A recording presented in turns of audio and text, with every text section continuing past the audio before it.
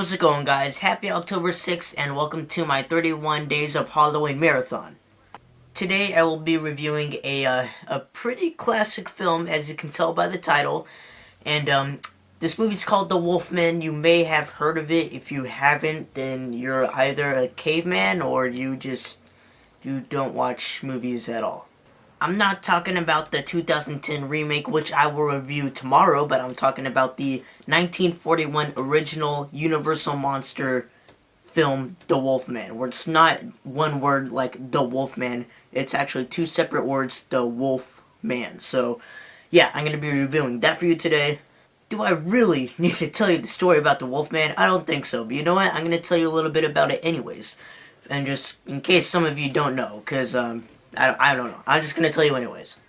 After his brother's death, a man named Larry returns to his hometown from America, and it turns out that one night he becomes attacked by this vicious werewolf, and he becomes bitten, and he eventually kills the werewolf, but, you know, his bite kind of like irritates him a little bit, and at night, at a full moon, he transforms into the Wolfman, where he's actually a man who's a wolf-man hybrid, and he goes out and terrorizes the town, and you know, you all know the story. I really don't need to tell you much more.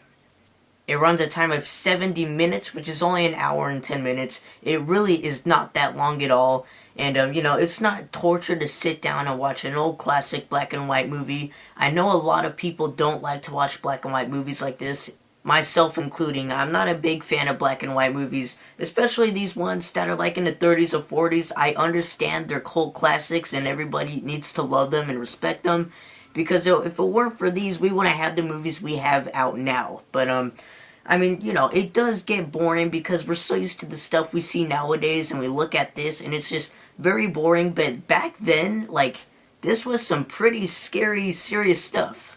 The effects were awesome back then. I mean, just, like, it was all practical, no CGI was invented yet, and the effects were just amazing. Not right now, they look pretty cheesy, but, you know, back then, like, in the 1940s, like, those effects were pretty cool. But now we have all this CGI, special effects, sound effects, green screen, we have all this fancy schmancy stuff that we stopped doing all this practical effects, and it's nice to watch a classic black and white movie every once in a while. I mean, come on.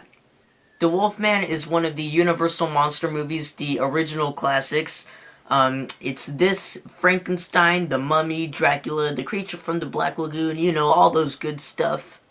I'm also going to be reviewing Frankenstein sooner or later, so stay tuned for that review. But I'll probably review Dracula and the Mummy hopefully sometime next year for my next 31 Days of Halloween Marathon. But now, the movie has its slow parts, and, you know, it does get boring after a while, but, I mean, you just gotta sit down and really appreciate these kinds of films, because, again, without these films, we wouldn't have the movies out today, so you really gotta respect them for that. And for that reason, I'm gonna give The Wolfman 4 pumpkins out of 5.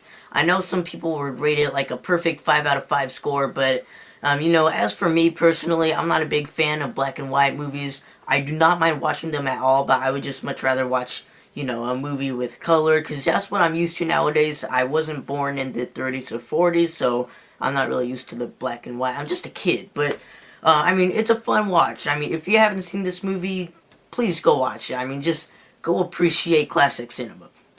Alright, guys, up next, I will be reviewing the 2010 remake, and, stay tuned for that. Check out my other reviews, and I will see you guys later.